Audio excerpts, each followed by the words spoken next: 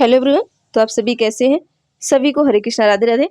जैसा कि आप सभी का डिमांड था कि मैम हिंदी का भी पेपर कराइए, तो देखिए एक एक करके मैं आपको प्रैक्टिस सेट कराते जाती हूँ और मैं डेली आपको 15 क्वेश्चन देती हूँ। 15 क्वेश्चन में क्या होता है आपका कि मैं 15 क्वेश्चन देने में आपको बहुत ज़्यादा टाइम नहीं लेना चाहिए। आप किसी भी वीडियो से मतलब किसी भी चैनल से पढ़िए। 15 क्वेश्चन कम से कम आपको 20 से 22 मिनट में आपको कंप्लीट करवा देना चाहिए, क्योंकि अगर आप 15 क्वेश्चन 20 से 22 मिनट के बाद देखते हैं या 1 घंटे 2 घंटे का वीडियो देखते हैं तो आप अपना टाइम बर्बाद करें। टाइम मत बर्बाद करिएगा, ठीक है। तो चलिए आज हम देखते हैं हिंदी का आपका क्वेश्चन नंबर 16 से देखेंगे। जो आपका पेडागोजी आता है उसको देखेंगे, ठीक है। तो जो अभी हमने जैसे आपको बताया है, अभी पिछले वीडियो में जो बच्चे हमने हमेशा बताया कि जो बच्चे नए हैं, जो पुराने बच्चे हैं उनको सब कुछ पता है कि कैसे प्रैक्टिस सेट को करना है, क्या करना है। जो नए बच्चे उन्हें बता देना चाहते हैं।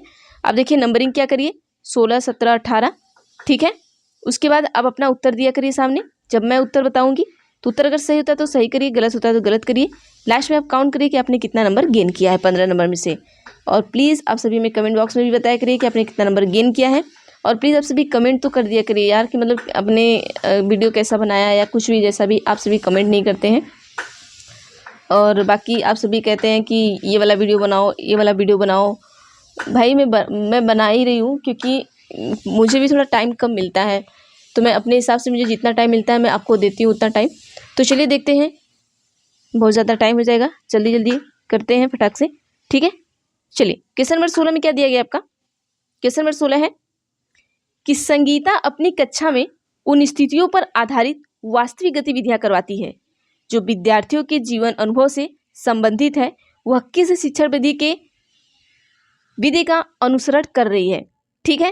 क्वेश्चन को ध्यान से पढ़िएगा, क्वेश्चन में कोई मिस्टेक मत करिएगा। क्वेश्चन पे को ध्यान से आप नहीं पढ़ते हैं तभी चीज़ें आप गलत कर जाते हैं। ऑप्शन ए है श्रव्य भाषिक विधि, बी है व्याकरण अनुवाद विधि, सी है संप्रेषणात्मक भाषा शिक्षण, डी है संरचनात्मक मौखिक उपागम। अब देखिए संगीता है, टीचर है, मान लीजिए आप टीचर हैं। आप अपनी कक्षा में क्या करा रहे हैं, उन स्थिति पर आधारित वास्तविक गतिविधि करा रही हैं आप, जो विद्यार्थी के जीवन से क्या कर रही है, जोड़ रही है। तो आप किस शिक्षण विधि का अनुसरण कर रही हैं, किसका उपयोग कर रही हैं, आपको बताना है। तो चलिए यहाँ पर हम उत्तर देख लेते हैं। देखिए कभी भी हमें संप्रेषण दिख जाए तो समझिए कि वो हमारा पॉजिटिव है। संप्रेषण दिखा गया आपको, यहाँ पर संप्रेषण दिखा, समझिए कि ये इसका उत्तर यही होगा, यहाँ पे ये पॉजिटिव है। ऑप्शन नंबर सी सही कर लीजिए, ठीक है। संप्रेषण हमारा क्या है, पॉजिटिव वर्ड है। और निगेटिव क्या है, केवल अगर कहीं दिख जाए तभी ये हमारा क्या है, निगेटिव है।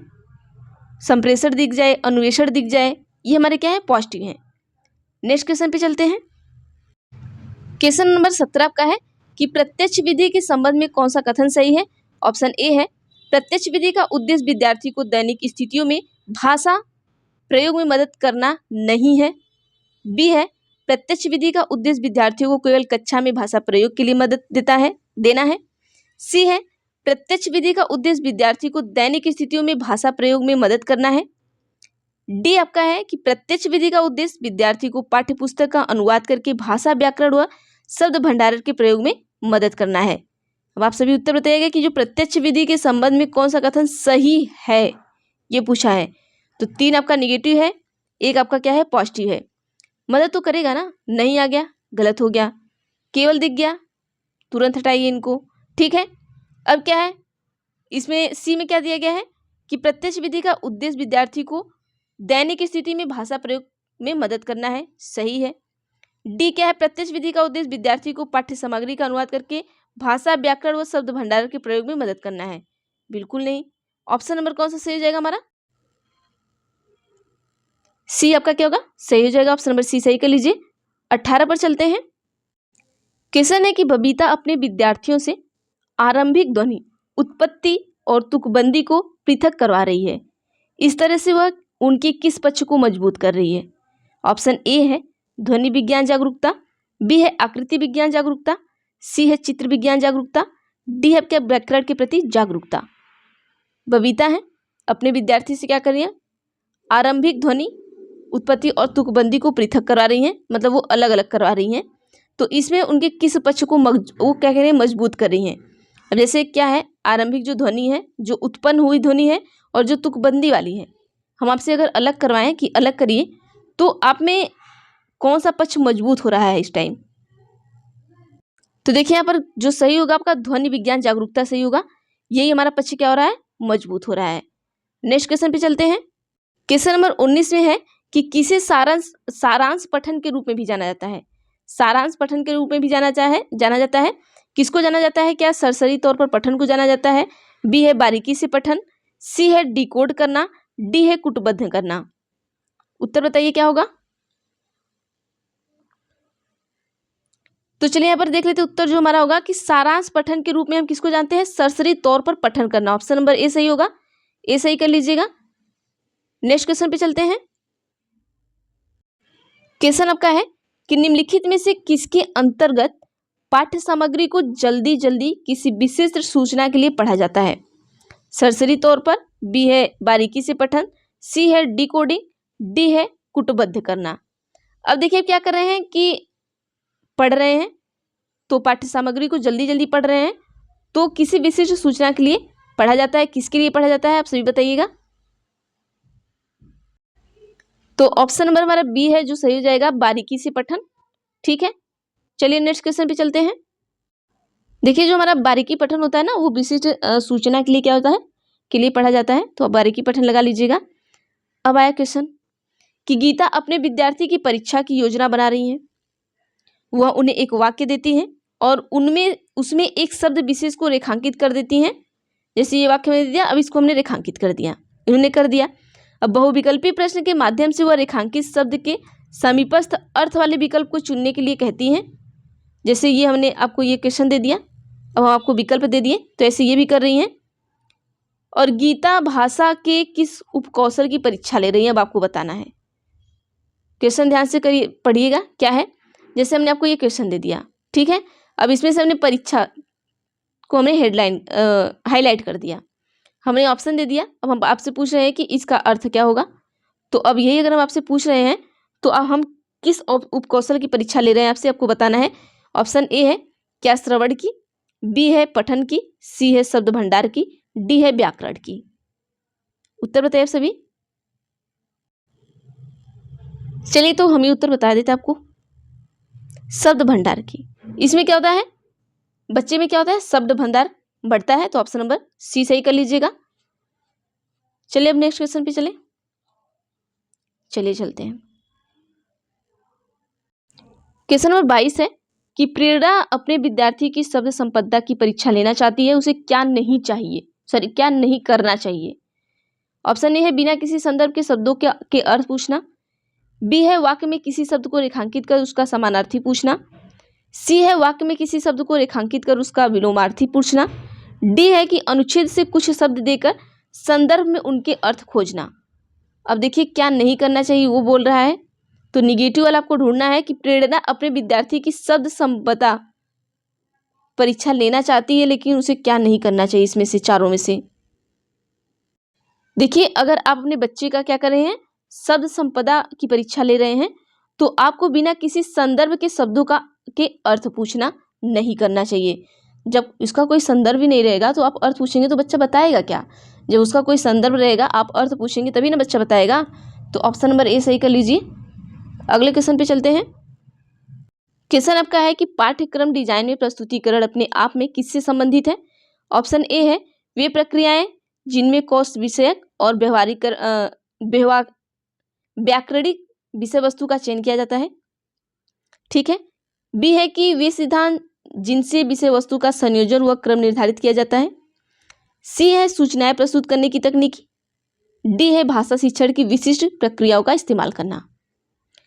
क्वेश्चन क्या है, ध्यान दीजिएगा कि पाठ्यक्रम डिजाइन में प्रस्तुतिकरण अपने आप में किससे संबंधित है। पाठ्यक्रम का जो डिजाइन का प्रस्तुतिकरण है तो वो किससे संबंधित है अपने आप में। तो उत्तर सही करिएगा ऑप्शन नंबर बी कि वे सिद्धांत जिनसे विषय वस्तु का संयोजन व क्रम निर्धारित किया जाता है। अगले क्वेश्चन पे चलते हैं। क्वेश्चन आपका है कि वाचन मतलब क्या, बोलने और शारीरिक क्रियाओं के समन्वय पर आधारित भाषा शिक्षण विधि कौन सी है। ऑप्शन ए है प्रत्यक्ष विधि, बी है समग्र भौतिक प्रतिक्रिया, सी है स्थितिपरक उपागम, डी है संरचनात्मक उपागम। क्या होगा उत्तर बताइए सभी। देखिए पूछ क्या रहा है कि वाचन जो हमारा जो बोलना है और शारीरिक क्रियाओं के समन्वय पर आधारित भाषा शिक्षण विधि कौन सी है? तो कौन सी विधि होगी बताइए सभी। तो ये हमारी समग्र भौतिक प्रतिक्रिया होगी। ऑप्शन नंबर बी सही करिएगा। अगला चलते हैं, क्वेश्चन देखते हैं। क्वेश्चन नंबर 27 आपका है कि भाषा की कक्षा का परिवेश किस तरह का नहीं होना चाहिए। इसको ध्यान रखिएगा, ठीक है, नहीं तो सारा क्वेश्चन गुड़ गोबर हो जाएगा आप सभी का। ठीक है, चलिए ऑप्शन ए है बाल अनुकूलन, बी है सजीव एवं अनुसक्रिय एवं सक्रिय, ठीक, सी है संसाधनपूर्ण, डी है तानाशाही। 3 आपको पॉजिटिव मिल गया, 1 नेगेटिव मिल गया। ऑप्शन नंबर डी सही कर लीजिए, तानाशाही हमारे अंदर नहीं होना चाहिए कक्षा के परिवेश में।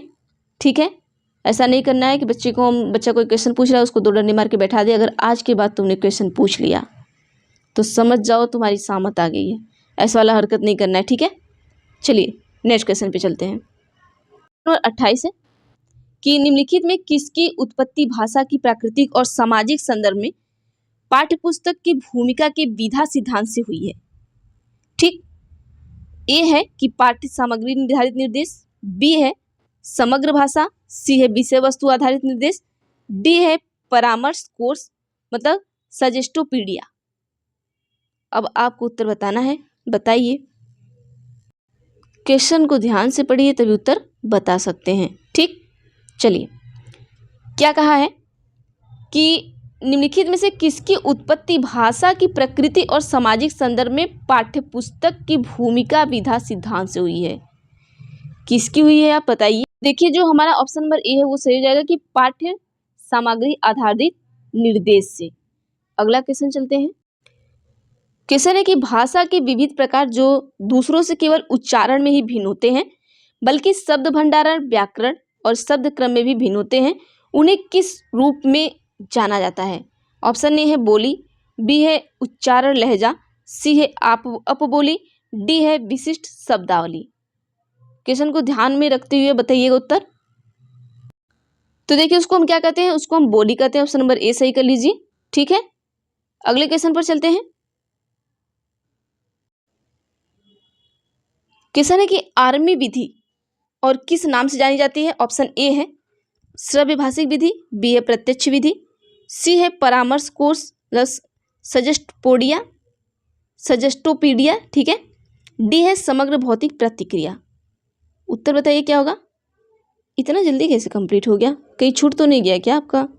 12 मिनट में हमने आपको 15 क्वेश्चन, हो सकता है 1 सेकंड में चेक कर लेती हूँ। ठीक है, यहाँ पर देखिए जो आपका ऑप्शन नंबर ए है वो सही हो जाएगा कि आर्मी विधि में को हम श्रव्य भाषिक विधि से भी जानते हैं। ठीक है, ऑप्शन नंबर ए सही कर लीजिएगा।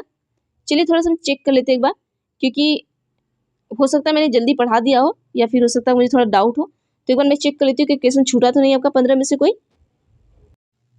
चलिए शायद ये क्वेश्चन छूट गया। क्वेश्चन नंबर 23 और 24, ठीक है, उसको कर लेते हैं। क्वेश्चन है कि देवीना अपने विद्यार्थी को निम्नलिखित अनुच्छेद देती है। आज मैं डैश गई और कुछ फल और सब्जियां खरीदी। मैं जानती थी कि बारिश होगी पर मैं डैश लेना भूल गई और रास्ते में भीग गई।